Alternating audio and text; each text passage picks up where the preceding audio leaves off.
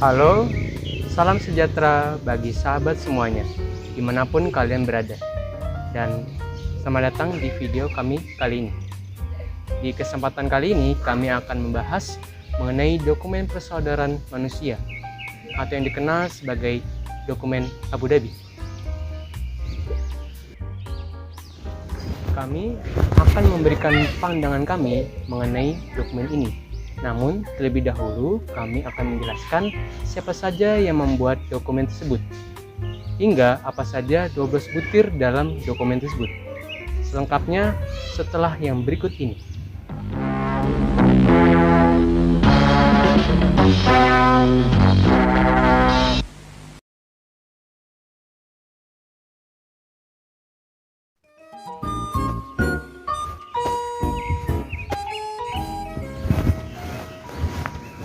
Dokumen Abu Dhabi ini diprakarsai oleh pemimpin gereja Katolik sedunia, yaitu Paus Fransiskus beserta beberapa tokoh muslim dunia, yaitu Sheikh Ahmed Al-Tayeb, Grand Sheikh Al-Azhar.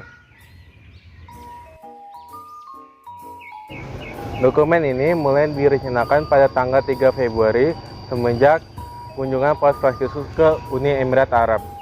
Kemudian dokumen ini dibuat serta ditandatangani bersama tokoh-tokoh agama dunia dalam konferensi global tentang perdamaian dunia dan hidup bersama di ibu kota Uni Emirat Arab pada tanggal 4 Februari 2019 bertepatan dengan Hari Persaudaraan Manusia Internasional.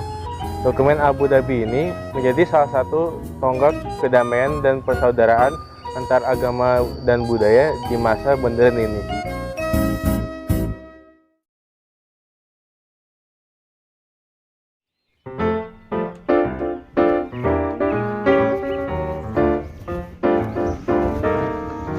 Dokumen Abu Dhabi ini berisikan 12 butir, di mana setiap isinya mengambil tema perdamaian serta persahabatan antar agama.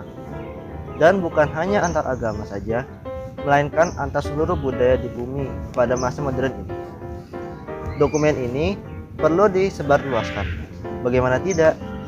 Pasalnya, dokumen ini mengangkat kembali tema-tema asasi yang perlu dicermati lagi untuk menjawab tantangan zaman sekarang ini.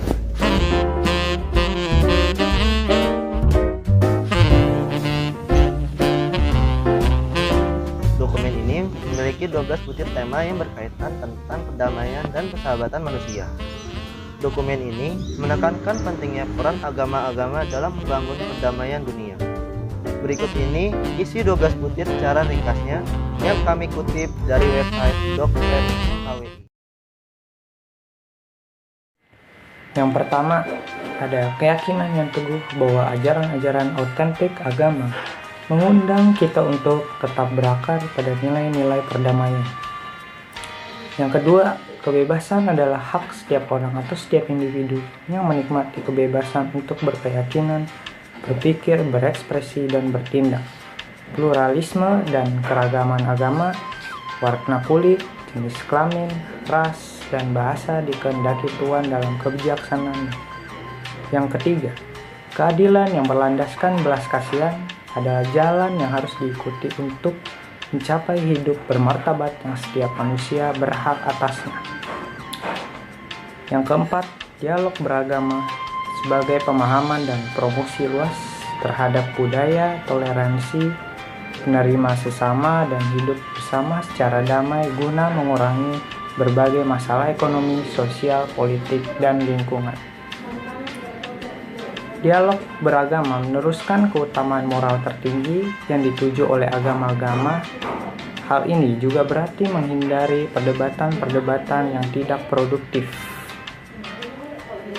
Lalu yang keenam, perlindungan tempat ibadah gereja, pura, kelenteng, vihara, masjid adalah kewajiban yang dijamin oleh agama, nilai-nilai kemanusiaan, hukum, dan perjanjian internasional. Yang ketujuh, terorisme. Terorisme menyedihkan dan mengancam keamanan orang, dapat menyebarkan kepanikan, teror, dan pesimisme, yang sebenarnya itu bukan dari pihak agama. Terorisme haruslah diberantas dalam upaya perdamaian dunia. Ke-8, ada konsep Kenegaraan berlandaskan pada kesetaraan hak dan kewajiban, di mana semua orang dapat mendapat keadilan. Karena itu, penting untuk membentuk konsep kewarganegaraan di masyarakat yang tidak diskriminatif serta memecah belah. Yang kesembilan, hubungan baik antara negara di dunia tidak dapat dielakkan karena diperlukan bagi keduanya. Keduanya tidak boleh diabaikan sehingga masing-masing dapat diperkaya oleh budaya melalui pertukaran dan dialog yang bermanfaat yang menghasilkan kesepakatan.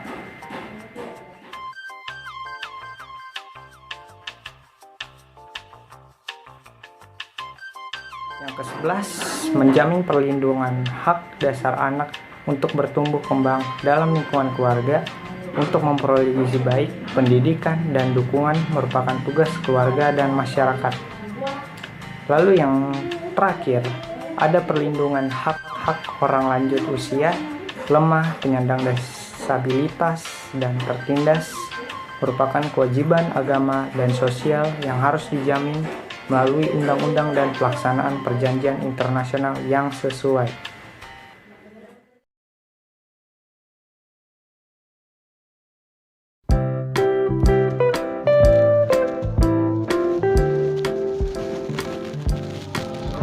Menurut kami, dokumen Abu Dhabi menjadi fondasi penting bagi umat beragama di masa kini.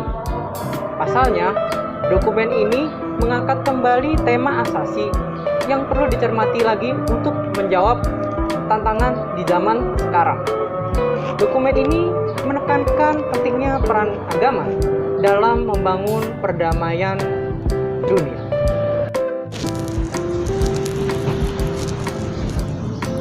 Kalau kita bandingkan isi dokumen Abu Dhabi dengan situasi toleransi hidup di Indonesia saat ini, memang sebagian sudah terrealisasi.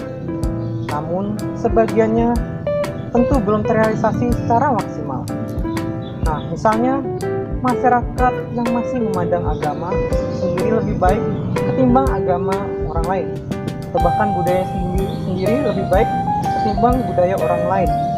Nah, sehingga hal ini dapat menyebabkan konflik baik secara sosial media daring maupun di kehidupan nyata sehari-hari.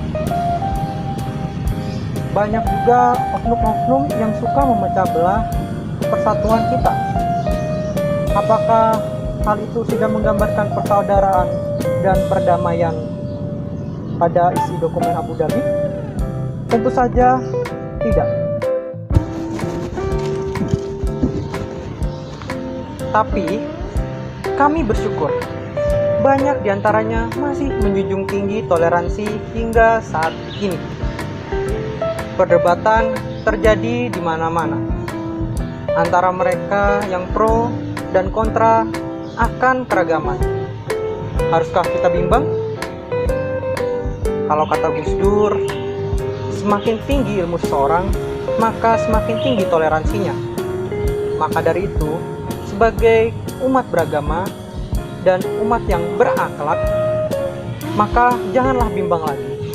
Ayo tunjukkan bahwa bangsa Indonesia merupakan orang-orang yang menjunjung tinggi toleransi dan persaudaraan.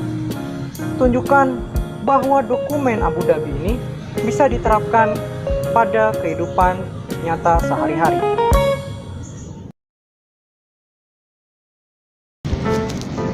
Sekian penjelasan dan pandangan kami mengenai dokumen Abu Dhabi. Intinya adalah, maka kita harus menjunjung tinggi perdamaian dimanapun kita berada. Saya Bartolomeus. Saya Riel. Saya Adit. Saya Theo. Dan saya Nolan.